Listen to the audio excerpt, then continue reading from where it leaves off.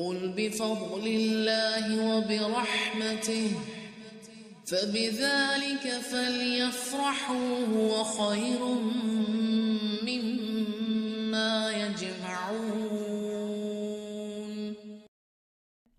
تو جتنا بھی آپ علم سے دور رہیں گے منافقت آئے گی، اور جتنا انسان شمع سے دور ہوتا ہے اندھیرا بڑھتا ہے نا، تو اللہ کے نبی کے قریب کے لوگ ہدایت کے سرچشمے کے قریب تھے، 3 نسلوں تک دین بہت اچھا رہا، جس کو آپ کہہ لیں کہ صحابہ کا دور، پھر تابعین اور تبا تابعین، گاڑھا تھا، کنسنٹریٹڈ تھا، پیور تھا دین، جیسے سونا جہاں سے نکلتا ہے وہاں پیور ہوتا ہے۔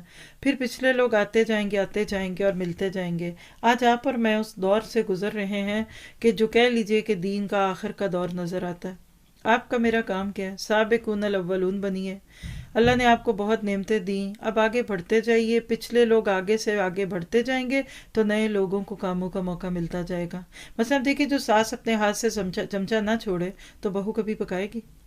پرانے لوگ پیچھے رہ کر واچ کریں، پھول کی پتیوں کی طرح، نئی پتیاں کھلتی ہیں نا تو پھول بلوم کرتا ہے، کھلتا ہی جاتا ہے، کبھی ذرا پھول کو ٹھوکر لگے گی نا تو وہ پیچھے والے آئیں گے، وہ گریں گے، اگلوں کو تحفظ ہوگا۔ ماں باپ اپنی زندگی میں بچوں کو اس طرح سے ٹرین کر دیں کہ زمانے کی گرم سر سکھا دیں، تاکہ آنے والے دور کے تقاضوں کو ہمارے بچے پورے کر سکیں۔